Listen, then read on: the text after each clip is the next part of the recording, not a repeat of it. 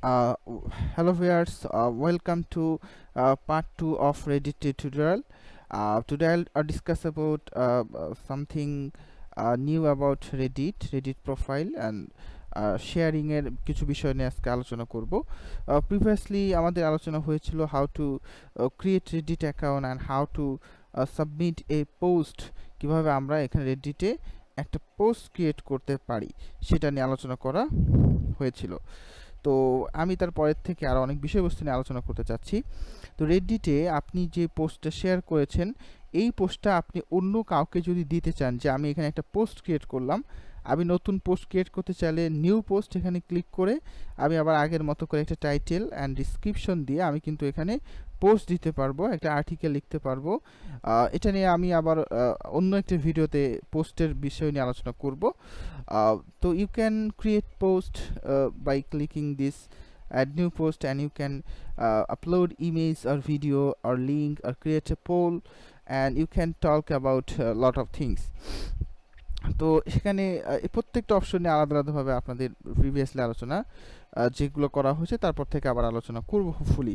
তো আমি কয়েকটা বিষয় একটু দেখানোর জন্য মূলত এখানে আসছি, যেমন আপনি কিভাবে আপনার যে পোস্টগুলো আছে সেগুলো আপনি শেয়ার করবেন সেটা নিয়ে মূলত এখানে আলোচনা করব। তো আমি কিন্তু আমার রেড্ডিটে চলে আসছি অলরেডি, এবং আমি এখানে ক্লিক করে আমি আমার প্রোফাইলটা দেখতে চাচ্ছি।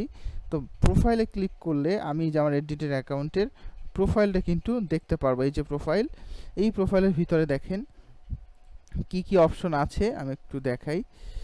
ফার্স্টে overview, post, comment, saved, hidden, upvoted, downvoted, award receive, award given. এবং এটা ছিল আমার লাস্ট যে আপডেট, সেইটা লাস্ট যে পোস্টটা ছিল সেইটা কিন্তু একটা জাস্ট লিঙ্ক আমি শেয়ার করেছিলাম। তো আপনি যদি দেখতে চান, আপনি এখানে ক্লিক করলে আপনি কিন্তু এটা পেয়ে যাচ্ছেন, সেই পোস্টটা পেয়ে যাচ্ছেন। যদি আপনি এটা কাউকে শেয়ার করতে চান, অনেক সময় অনেক ক্লায়েন্ট এটা বলে যে আপনি সেটা রেড্ডিটে শেয়ার করবেন এবং সেটার লিঙ্কটা আপনি তাকে দিবেন। তো তখন আপনি এখানে ক্লিক করে এই যে শেয়ার অপশন আছে এবং কপি লিঙ্ক, এবার আপনি কিন্তু এই লিঙ্কটা কাউকে দিলে সে কিন্তু আপনার পোস্টটা দেখতে পারতেছে যে আপনি আসলে কি শেয়ার করেছিলেন বা কোন বিষয়ে শেয়ার করেছিলেন, সে কিন্তু সেটা পেয়ে যাচ্ছে।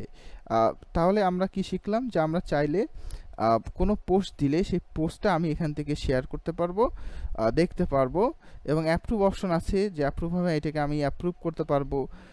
আমি আমার নিজের পোস্টকে অ্যাপ্রুভ করতে পারবো, চাইলে রিমুভ করতে পারবো, মার্ক অ্যাজ স্প্যাম করতে পারবো যে এটা স্প্যাম, কারণ এখানে অনেক ব্যাপার থাকে, যে ভোটের ব্যাপার থাকে। তো আমার এখানে আপভোটেড অপশন এখানে আছে, ডাউন ভোটেড অপশন আছে, আমি ডাউন ভোটেড দিতে পারি, আপ ভোটেড দিতে পারি, এটা আমার নিজের বা অন্য কাউকেও আমি দিতে পারি। তো পোস্ট শেয়ারিংয়ের জন্য এটা খুবই একটা গুরুত্বপূর্ণ ইস্যু। অ্যান্ড আমি চাইলে এই পোস্টের নিচে কমেন্ট করতে পারি। এটা যদিও আমার ওন পোস্ট, বাট এটা হতে পারে অন্য কারোর পোস্ট, অন্য কারোর রেড্ডিট পোস্ট হতে পারে। তো আমি সেখানে কমেন্ট করতে পারবো, এবং এটা নিয়ে নিজের পোস্ট হতে পারে, অন্য কারোর পোস্টও হতে পারে।